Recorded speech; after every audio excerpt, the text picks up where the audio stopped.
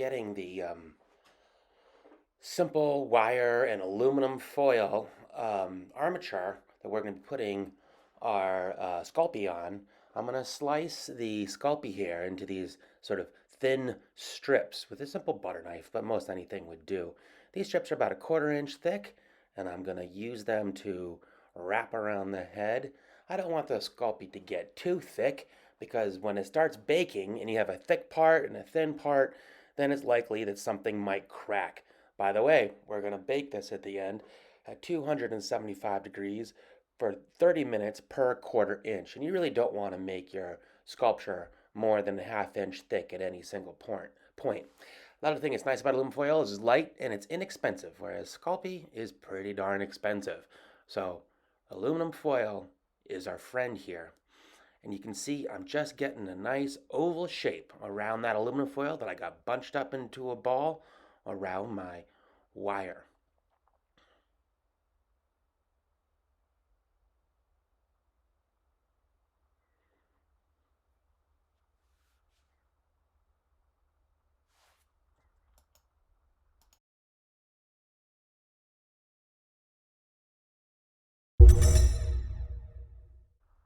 As I'm sort of rapidly here getting that head working, I want to make sure that I get that fairly basic form of the head with a jawline and a cranium. And I'm drawing here a center line through the head, which is going to be super helpful when I start doing the features.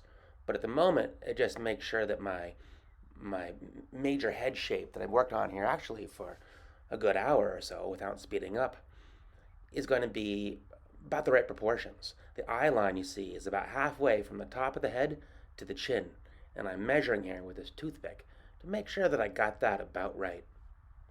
I also want to get a center line across the head to make things symmetrical.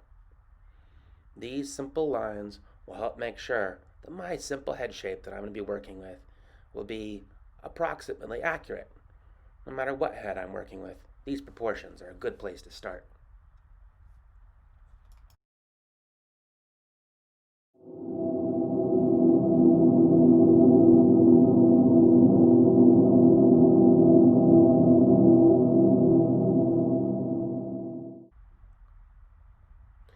So I'm also smoothing. My fingers work like big, large smoothers. And as I get rid of these irregular bumps and lumps and little tool markings all over the Sculpey as I go, I'm just sort of getting rid of those things so it's easier for me to make sure that all the big stuff is going to be quite right.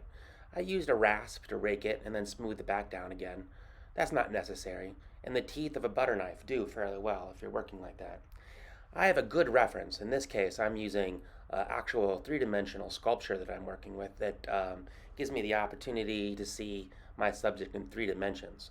You can also do this if you have someone who's willing to pose for you. Good luck and congratulations if you're able to make that happen. People who pose obviously will have to be very patient. Maybe you'll have to bribe them a bit. I have a hard time getting models to do that for me without being paid. But what also will work is just a good photographic reference of both the front and the side, if not more, of your model. So you can take, when I do this, I take lots and lots of pictures from all kinds of different angles because usually I'll need very specific angles as I get more detailed into the pose. So here I'm actually starting to carve in the eyes, looking at the cheeks and the big shapes.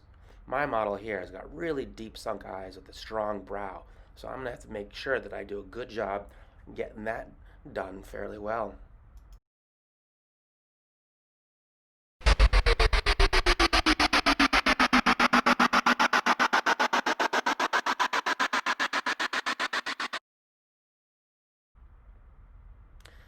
So I'm also looking at the hairline with the planes of the forehead as they move more from a front-oriented direction to the side. You really can see that along the corner of the brow, we get a good landmark there for how that moves back in space. And then I can see how the end of that eye socket relates to the hairline and the distance there between them. And I'm interested in trying to make sure that my face isn't flat, that I really have that three dimensionality. If you have a more flat face or a ball with a flat front on it, like a pumpkin, you're probably not going to get a very good head sculpture. These basic things are important to do before you get very into your details.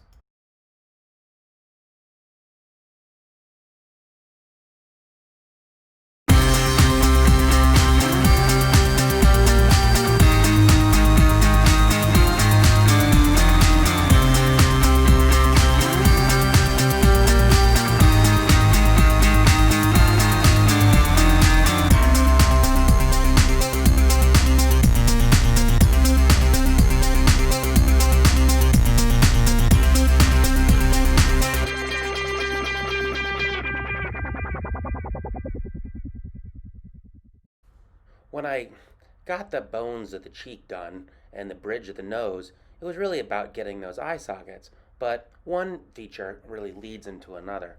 The nose itself was relatively simple, a pinch of triangular clay, really, that I added to that bridge that I made when I was making the eyes. Here you can see, similarly, I'm adding clay to extend the mouth slightly off of the face.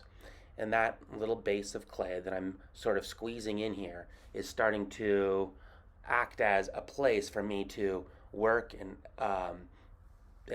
get the details of that mouth. But also along with the mouth, I'll need a better jawline and a chin eventually.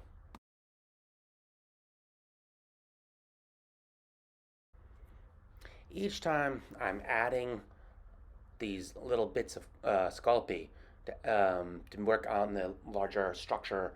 In this case, this guy's a very strong, jowly jaw um, and very strong cheekbones. Each time I add this structure, I then smooth it in. And all kinds of materials work well for this, including your fingers. In fact, your fingers are some of the best smoothers that we got.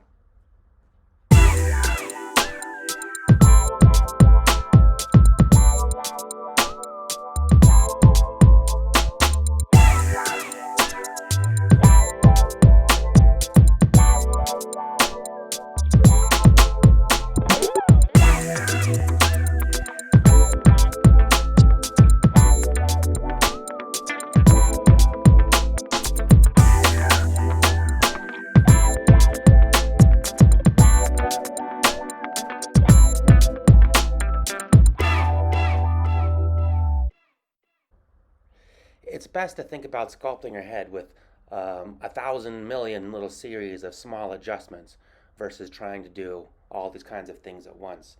This long series of teeny adjustments is what's needed as we work from the big things to the little things. So with each step, we get one little teeny thing done, and that adds on to the next little teeny thing.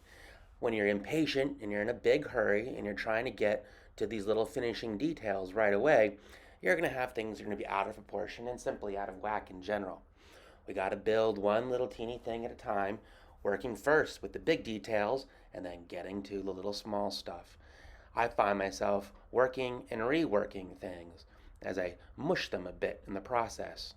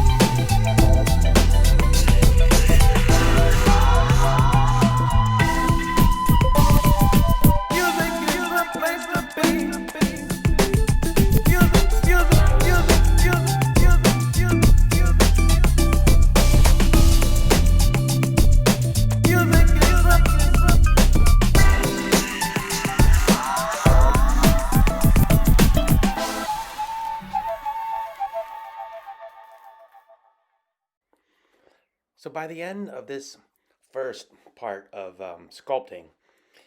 This took me, I'd say several hours to do over the course of a couple days. I would think that you would want to get all the large proportions and most of the details on the face itself. So I haven't got much resolution, but I'm pretty close to it. That doesn't mean I'm not going to spend forever dinking around later on the next part of the project. But I got all of the major proportional things laid out, and some of the fleshy bits, some of the most important lines, like along the jaw, are largely done. The nose is fairly good.